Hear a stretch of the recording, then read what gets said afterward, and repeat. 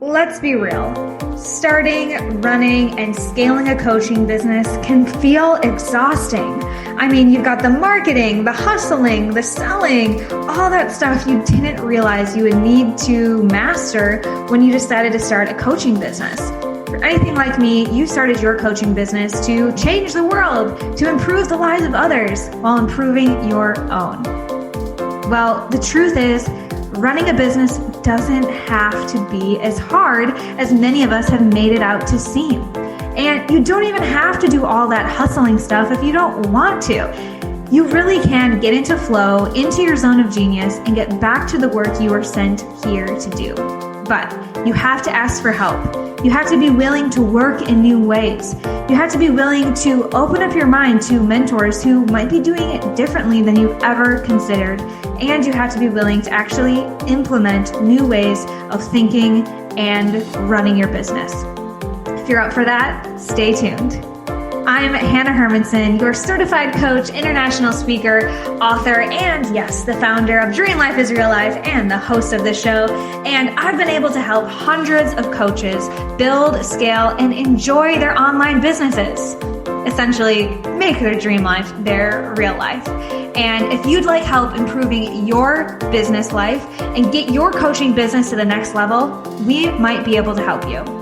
Head on over to dreamlifeisreallife.com/show to get all the resources and episodes that we talk about in this community.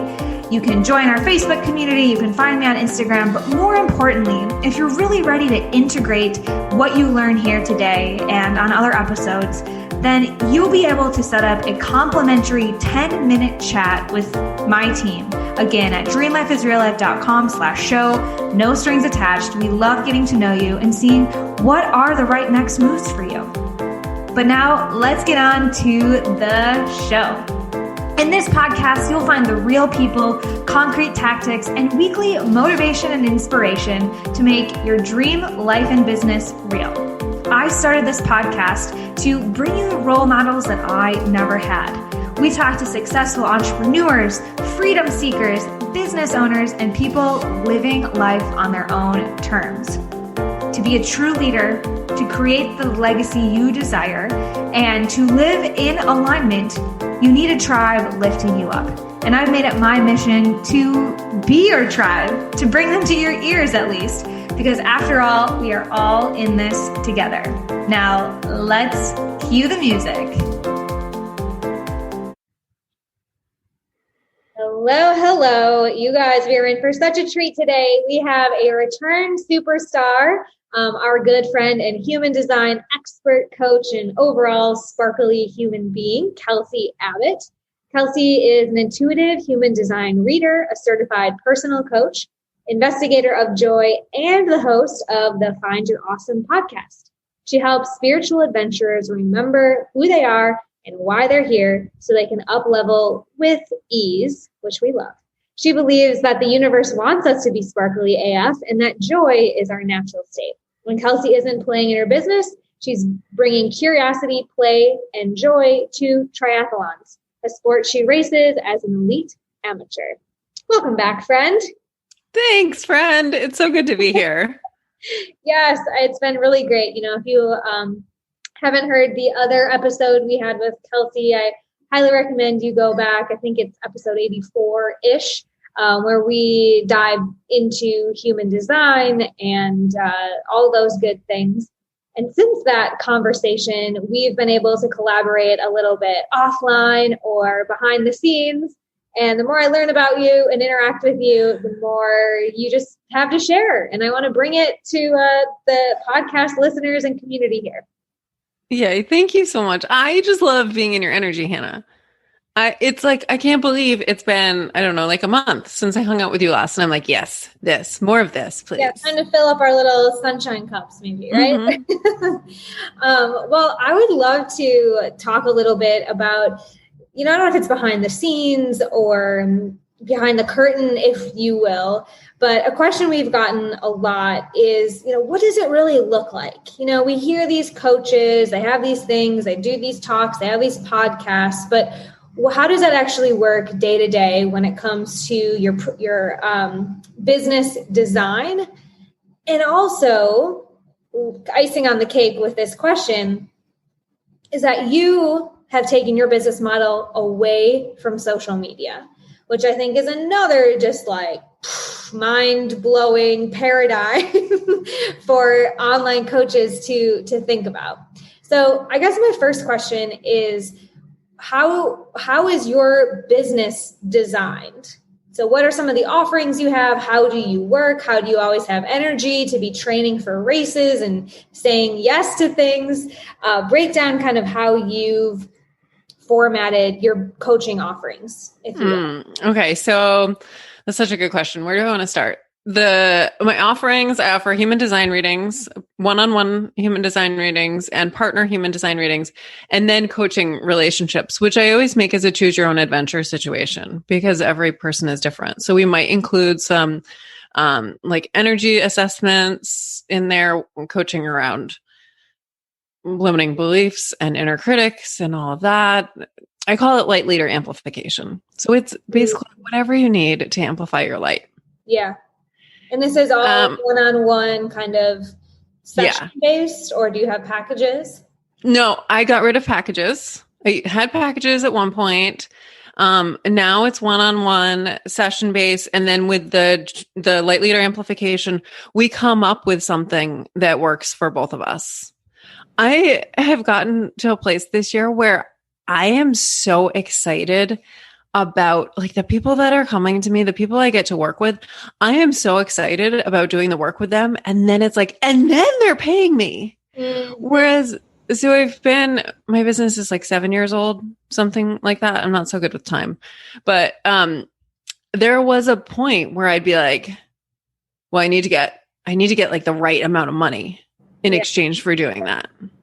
And to not be in that place is magical, to just feel like I get to do this and they're going to pay me. Yes. It's so funny. Before we hit record, I was telling you, I've had this week of like my needs just being answered by the universe in this like beautiful manifesting way.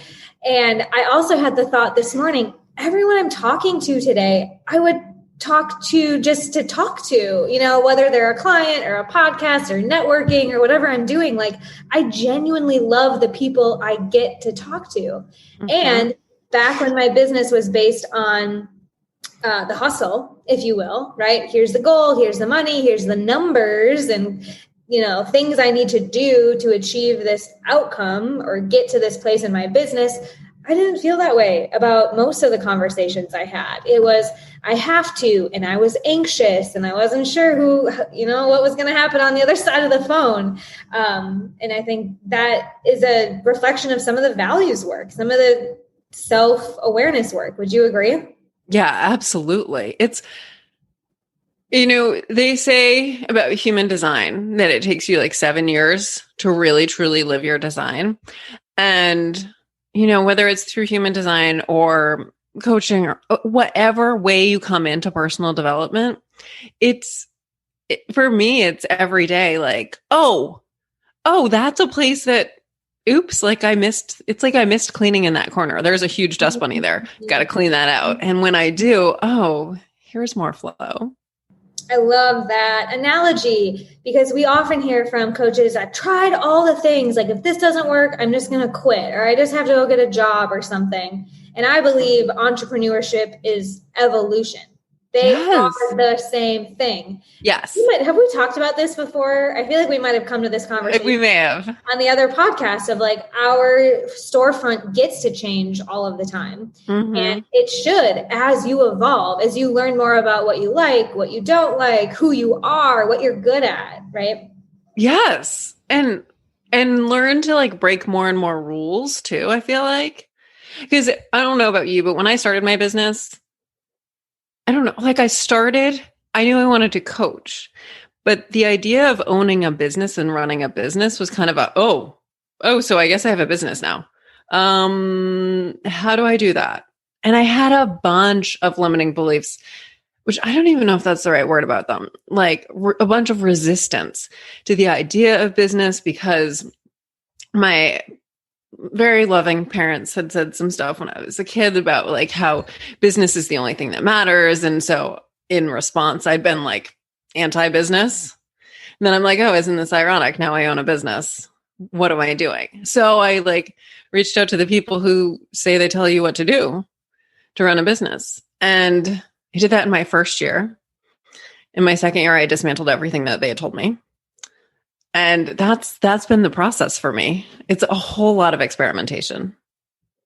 Yeah, I love it. And the thing that I've learned from you, and I have you in my mind sometimes, is leaning into the hell yeses and trusting that there are so many ways to do business, relationships, coaching, and really leaning into your yeses.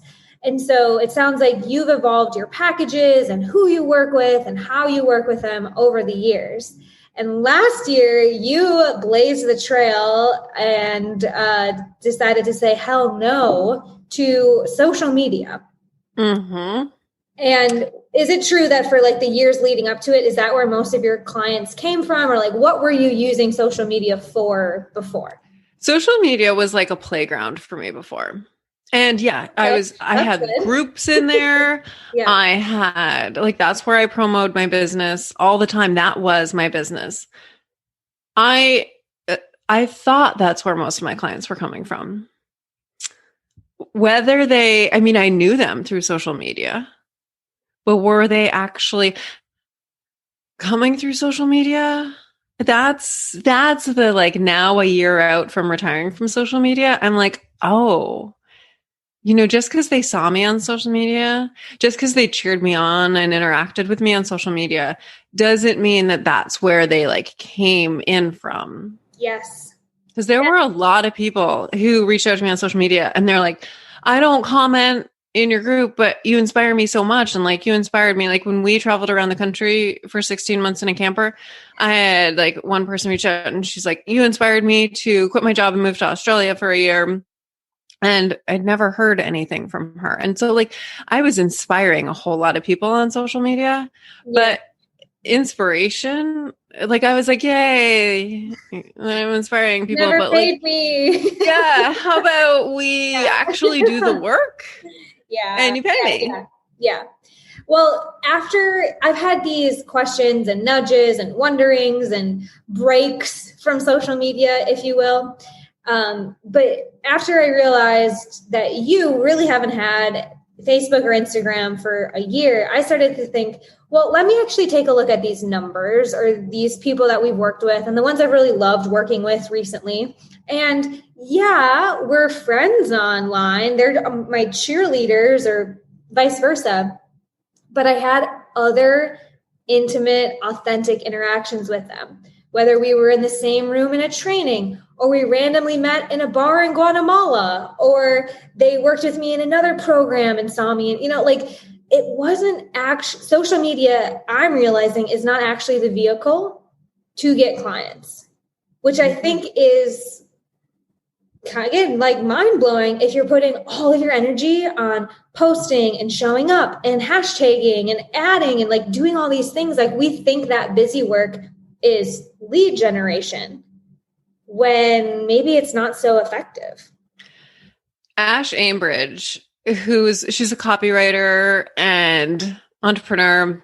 I don't really know how she defines herself, but she's brilliant. I love her email list. She said once, Project? Yes, the Middle Finger Project. And she's got a book by that name. So she said once, she was like, people who read your posts on Facebook, she was like, don't advertise your programs on Facebook. Don't try and do that because people are reading your stuff sitting on the toilet, or they're reading your stuff when they're trying to numb out from something else. They are not looking to invest in something right there. And that I was just like, truth. Yeah, absolutely. And I think I say this all the time with copywriting, like put yourself on the other side of the screen. Like, have you ever clicked on an Instagram post and said, yes, I will pay $2,000 for this? Like it takes more. And I think this is just true of the population, society right now, is that we are online all the time. We're inundated with flashy things and ads and ideas and photos.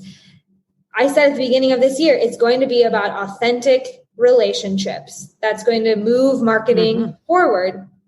And it's always been true. It's just more shocking to us because we've gotten really busy and distracted with all these shiny objects. But at the end of the day, when we look at it, the most ancient form of marketing is relationship building. Yes. And especially for you and me, we're both 4/6s in human design, which means that like connecting with humans is what we love to do. I mean, I think we've already touched on that because we're both like, I get to play with this person. I would do that for free. And it's amazing to make money as a result. Right. As a result. Right. Mm-hmm. So let's talk about this in more of like practice or day to day. Okay. So because you were showing up, you were building relationships, you were growing your audience, people were watching, whether you knew it or not. You drew the line in the sand. You said, I'm not playing here anymore. What shifts did you make kind of in that moment since your retirement or whatever you called it? Yeah, I call it my retirement. You called it my exodus, which I love because that's totally what it was. I just like got the hell out. I recently interviewed Cor.E Thomas on my podcast and she exited social media around the same time as I did, but she like planned it out. She started posting like, I'm going to get out of here in 6 weeks. So join my email list. I was just like out. Yeah. I disappeared. I ghosted big time. And then, like 8 months in, I went in and just updated my bio saying, I'm not playing here anymore. Email me. And I did that on Facebook, including I updated my profile picture and people liked the picture. They commented on the photo and I'm like, oh my goodness, see, they don't even they can't even connect with this reality that no, I'm not here anymore. Okay. So you just said done, deleted the apps, logged out. Didn't delete the apps. Okay. The apps are on my phone for no good reason other than my phone hasn't squawked at me and said it needs the space. So and this is actually a human design thing. Like some people need safety lanes. And if the apps are there, they'll push on them, whatever. Yeah. I don't need that. So I can look at something and be like, I don't want that. Yeah. And I did early on, like 2 weeks out from my retirement.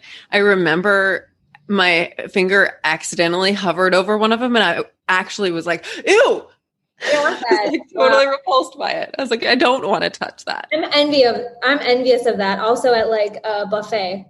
I wish I had that at a buffet line to be like, I don't want that because I don't have that swim lane. So here's what I've done though. And even just taking breaks, even just like building boundaries, I've learned that, and you've told me this too, like lock the phone in the other room, like give the chocolate to your husband. Like I just can't even have that temptation. So I go through like regular routines. I don't have Facebook on my phone ever. I have Messenger for clients. I have Newsfeed Eradicator, which I highly recommend for anyone looking for boundaries with Facebook, so that now when I log in, I just see an inspiring quote in my notifications. I don't see newsfeed. So I'm sorry if I missed your baby or your engagement. It's the app. It's not me.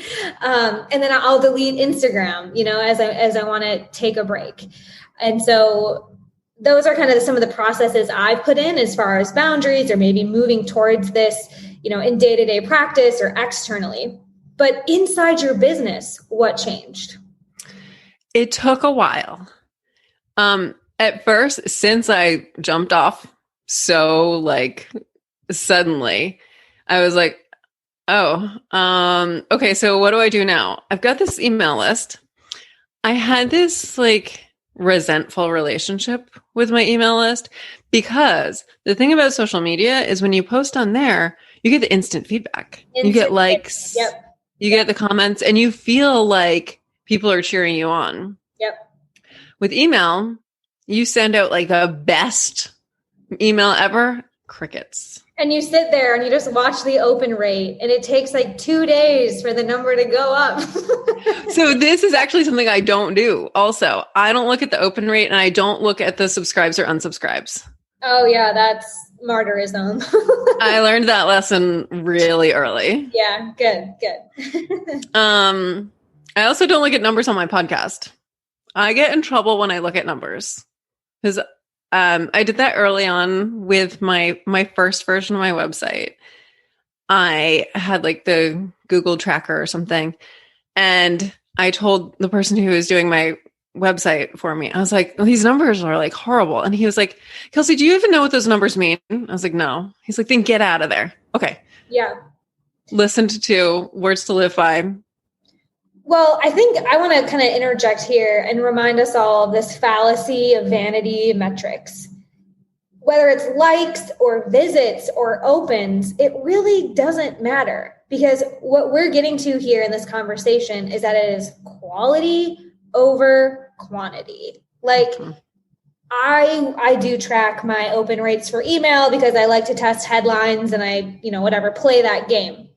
But when I take a look at, you have to decipher too, like, okay, is this my relatives opening this email, or is this the people that are ready to work with me and are totally vibing with like what this offer is, right? Mm-hmm. So I love that advice of, worrying less about the numbers, but thinking about feedback that does matter. Is it that people are coming to you, emailing you more? Is it that you're getting really great podcast pitches? Is that you just love the clients that you have? I think we need to redefine what metrics matter for each of us in each of our businesses. Yes, absolutely. And for me, I'll just share the decision to not look at my podcast metrics was when I started my podcast, I committed to not looking at the numbers for a year. And then a year came up and I actually kind of tried to look at them and I couldn't. It wouldn't let me in or something. And I was like, okay. Yeah. And then I was like, you know what would I get out of looking at those numbers? No, I'm not going to do anything differently. Those are just going to make me feel like shit. So I'm not doing that. Cool. Okay. So back to your original question. It took a while for me to then fall in love with my email list. And then I created a YouTube channel with a friend. And then I created my own YouTube channel and I still had my podcast. So I'm like getting out in all of these ways. I hired a publicist to help pitch me to podcasts because talking to people like you totally lights me up. This is my favorite thing to do. So I was like, okay, that's where I'm going to put my energy. And then I changed I think lead magnet is such a funny term, but I changed that. I think it originally was meditations, and then it became human design love notes. And then but I always had the option, always in the last couple of years, I've had the option to get a free chart, a human design chart through my website. And I realized, wait a second, what if when people sign up to get a free chart, what if I add them to my list? Hannah, this is so perfect for me. As a 4/6 who loves connecting with humans, when somebody submits their information, I go look up their chart. I send them their chart and I pick out a gold nugget from their chart and tell them that. I send them a personal email. I get to personally connect with somebody. Whether or not they write back is like, it doesn't even matter. Of course, I absolutely love it when they do, but I get to personally connect with somebody. So it feeds my soul to do what I do to add someone to my email list. Mm-hmm. That was a game changer for me. Yeah. Well, it probably helped with the love affair with them as well, because you had more insight. They were coming for value. And that's something that's really resonated with us this year. And thinking about really wanting to build more authentic relationships and do more than just post is finding ways that we can lead with value, even before like a lead magnet, even before an ask. And so I love how you found that really valuable thing that, yes, gets them in the conversation, gets them on your list, but also gives them something before you ask for anything. Yes. Right? Yes. Okay. So I did that. And then I decided to launch. I had this idea for a course. At first I thought it was a free challenge, keep nudging me, but helping people quit stuff. So when I first started coaching, that was my favorite thing to do. Help people quit things that weren't serving them, like quit their jobs, quit relationships, whatever it was. And so at first I thought it was a 5-day quitting challenge. And then I was like, oh no, I've got way more. You couldn't quit after 5 days? No, not at all. So it became 4 weeks to quit the stuff that isn't serving you. And I just told you the word launch the word launch is funny, but I don't know what else to call it right now. So I'm going to call it a launch. So I just did a 2-week launch on that. And I showed up for the last week. I showed up every day with an email. It's the first time I've ever done that. So I'm built for consistency. And I'm a non-specific manifester. So here's what happened as a result of my showing up. I got the perfect number in this group. I never said what that perfect number was, but I love small groups. It's an actual coaching program. So 6 beautiful humans are in this container. More than that would have been too hard and not fun and too stressful to coach. So it's a perfect number. And then the universe sent me all of these other opportunities as well. Like so many human design readings, a bunch of people with ideas that are totally out of the box that are yes, and then a bunch of podcast opportunities and podcast pitches. It's just like, oh, by my showing up, it's just like opened abundance. Here's what I'm hearing. Space. You cleared space, like the space that I feel, and this is not like, oh, just theory. This is like Hannah going through it in real time. Like I feel like the space social media is occupying for me is taking away from out of the box ideas. Yes. Right? And I think about the people that I admire or the businesses I want to be like, and they are not going live every morning and posting all day, every day, you know? And so what you're saying is resonating so much with me because I totally agree with like getting in conversation, following the joy things and having mental space. Like it really, whether you think it does or not, it takes a ton of mental space to be thinking about Facebook, Instagram, TikTok, Clubhouse, Yo Mama's, JoJo, whatever is going to come next. Right. Yes. And you won't ever like staying ahead in that game is just kind of silly when again, we can come back to these ancient forms of marketing that will be there and, you know, can energize us. And those out of the box ideas might not have come if you were just, you know, scrolling, right? Yeah. Because the amount of mental energy that I put into just like brewing on posts and feeling the pressure. I got to post something. I got to people commented. Now I got to respond to all the comments. And then even back when I tried to do Instagram stories, one of my sacred non-negotiables is walking my dog every morning. And I would bring my phone with me in case there were things I wanted to take pictures of to put in my Instagram stories. Yeah. And I was like, I don't want to do this. So then I stopped doing that. But then I was like, but I need to post something in stories. And we're sharers, right? So yes. We have this in our human design that we like to share. We don't just have an experience and then like stay quiet about it. We want to share. We want to teach others. We want to show what's possible. Exactly. It's just the limiting belief that Instagram is the only place to do that. Mm-hmm. That you can do that through email, it turns out. And you own that. There's real estate in having an email list as opposed to, I've been locked out of my own Instagram for weird password things or like timeouts and things like that.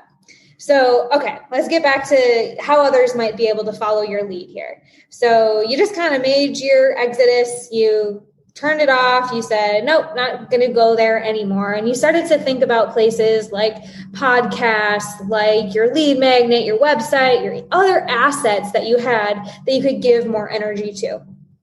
Now, I want to get into kind of these details of the launch that we're not calling a launch. I also don't love that word, but don't have a better word. And it worked out perfectly, right? Can you give us a few of those things? I know you're non-specific, so it maybe wasn't super linear, but even in hindsight, some of the things that worked for you to get clients without social media. So I love writing. Oh, this was another piece a shift I made. Writing to my email list felt like it was disappointing if people didn't write back. But when I write a blog post and I just happen to write it in the email provider system because I can write better there than I can on a blank piece of paper for, I don't know, because I'm weird. So when I'm sending out a blog post, well, I don't expect people to comment on a blog. Like people don't really do that frequently unless they're reporting on a recipe. So it's just like, oh, okay. I made the shift to be like, I'm sharing blog posts. That feels really good. Like I love, as we were just saying, I love sharing. I love writing. So this it became more of a creative outlet. So what I did go ahead. So I want to pause on this now too, because this is an argument I give and I hear from a lot of my peers as well, is that, it's not social media, it's our relationship with it. In that we don't have boundaries or we're looking at it for false validation as opposed to using it as a vehicle for marketing. So what's your response to that approach? My response is I had boundaries. I had intention. I did not ever go on before like maybe noon at the earliest, and I would even I'd write posts in the notes function of my phone and then post them up, and I'd give myself like a limited amount of time on Instagram or Facebook. I had these boundaries. So I thought, oh, I'm fine. I'm good. I don't have I don't have a problem. The amount of freedom and creativity and space and a sparkle that has come with not just not being on social media, but not being able to relate to social media. I mean, I was there, so I know what it's like.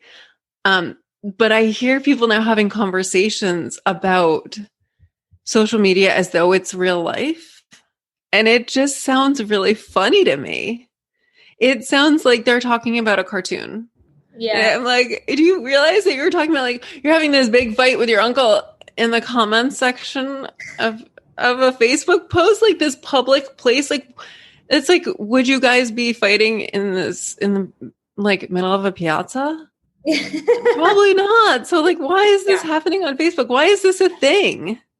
Yeah.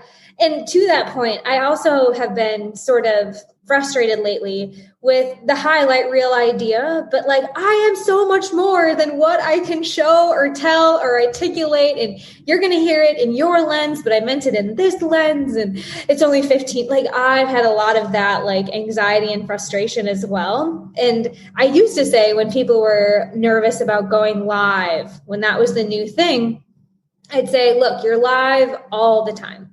People see you live, people hear you stutter, people hear, just be yourself. That's what it is. Now I'm feeling it's just our attention spans are so tiny and it's so chopped up and filtered. And it's not a complete experience anymore. Absolutely. And have you ever had anyone comment on one of your posts, congratulations, and it wasn't anything congratulatory worthy? Not congratulations, but oh, you and your brother are such a cute couple and amazing stuff when I'm, being vulnerable. So yeah. Yeah, exactly. And then you're so I'm posting here, I'm sharing, I spent hours working on this perfect post, swirling in my head before I finally got it down. I share it. I'm going to get a vulnerability hangover from sharing it. And you so don't see it. It's so obvious that you don't get it. Yeah. Ick.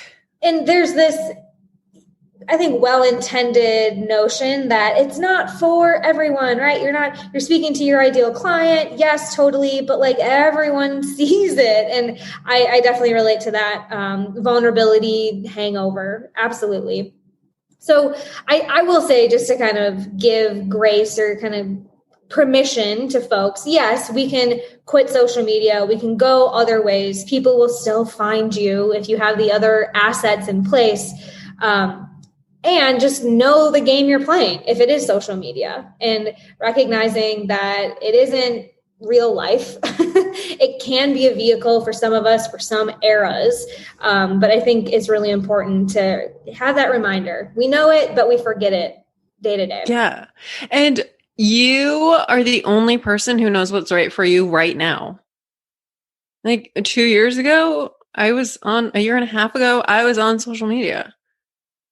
And now it is very much not right for me. Yeah. Do you think it ever will be?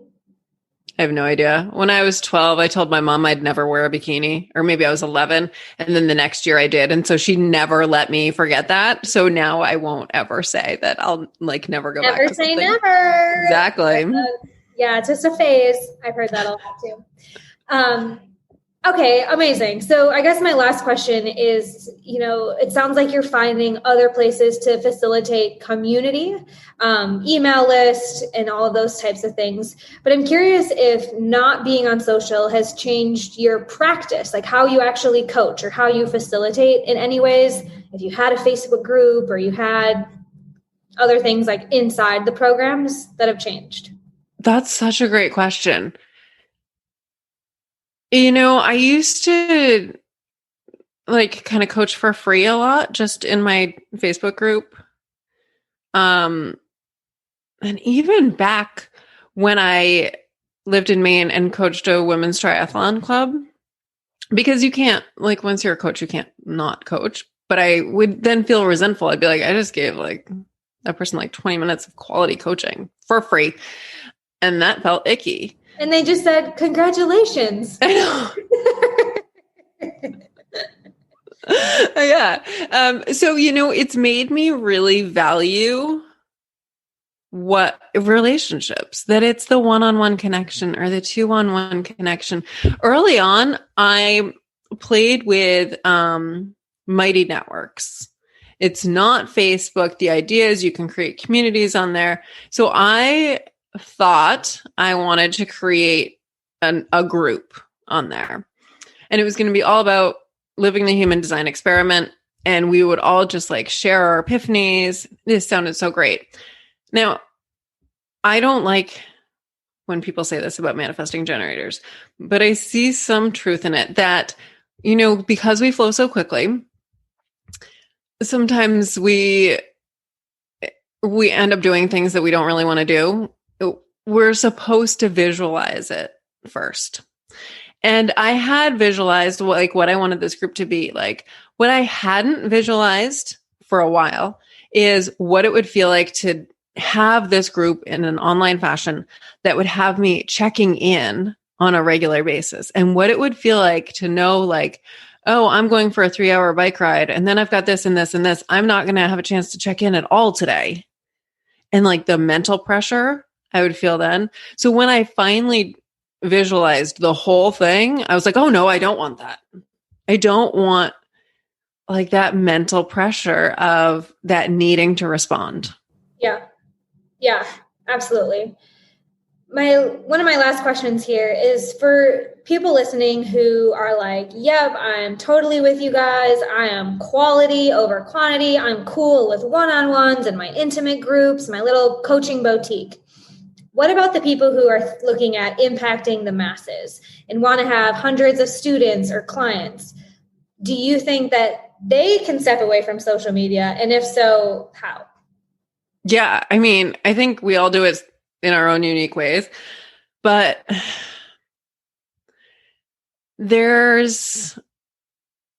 people are going to follow you. It might take a while and it might take them time to find you, and they might not be the same people that are like following you on social media. Yeah. Because there's something else I did. At one point I went in, so I still have Facebook Messenger because I just don't have everyone's email addresses or phone numbers or anything. Right. So I keep Messenger. And at one point I went in and just sent people messages saying, by the way, I'm not playing here. So if you want to follow me, come join my email list. And this is the last time I accidentally saw the unsubscribes on my email list. And a bunch of the people that said yes, then unsubscribed like 2 weeks later. I'm like, oh, well, that's okay. They're not my people. Yeah. But this is fascinating. Like the people that are willing to support you when they're scrolling aren't necessarily the people that really even understand what you do. Yes. Yes. Yes. Say it again. The people who are scrolling. The people who are scrolling and who are supporting you as they scroll aren't necessarily the people who are going to show up for you and show up for themselves and invest in the work you do and invest in changing themselves. Those people, if you think about it, like the intentionality it takes to read an email, totally different than whether this is how you interact on social media, it doesn't matter. It's seeing the people who scroll like this when they're on social media, and you can tell, like sometimes there's a like tap the love button and then they scroll. They're not reading anything. They're just scrolling and then they're like pulling down more, because it is an addiction. Yeah. So it doesn't necessarily always even have anything to do with how you're using social media. But if you're using it as a platform to talk to a ton of people who aren't listening, then it's not working. Wow. Yeah. Yeah. I felt that. And I think, again, just like giving the permission to look at what's working and what's not working and really be honest with yourself, right? This is something we've been doing in my business is like, where do these great clients come from? And it's like, oh my God, literally tracing them back to a bar in Guatemala. So, now the question is, how can I go to more bars in Guatemala? But actually, it's how can I build more of those real relationships and plant those seeds and make the asks to the right people and be in the right place for the right people. So when we're working with the right people, like the idea of the work we do as coaches, what I say, like the great sessions are the ones where you both leave that session totally lit up. That's what I'm here for. Well, and those are the kind of interactions I want to have. Yeah. Yeah. Amazing. So many great nuggets. I think, the big takeaway here is just, maybe checking the energy, checking the mental real estate that you are getting or receiving from social media. And then even just challenge yourself with this out of the box idea to take a look at, well, where else might your ideal clients come from? How else might you grow a community?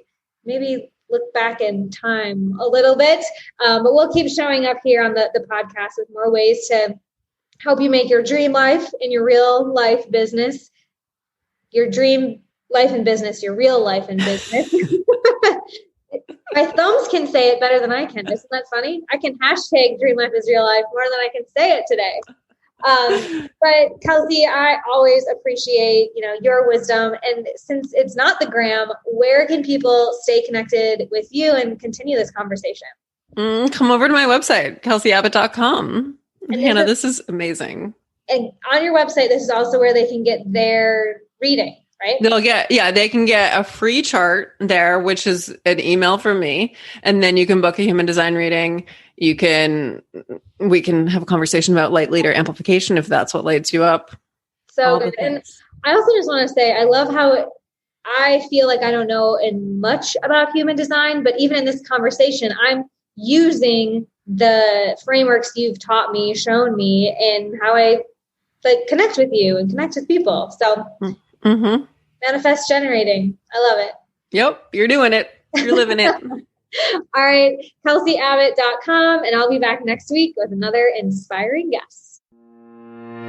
That's right, friends. That'll do it for our show today. But remember, if you're really ready to implement and take these ideas into action, then hop on over to dreamlifeisreallife.com/show, and you can access all of the resources we talked about, and more importantly, set up a complimentary 10-minute phone call with my team so that we can help you get clarity and some concrete action steps in place, so this doesn't just become another one of those feel-good moments, but an opportunity to actually make a change in your life and business, because all good things come in action. So we'll see you over there at dreamlifeisreallife.com/show and next week here on the show.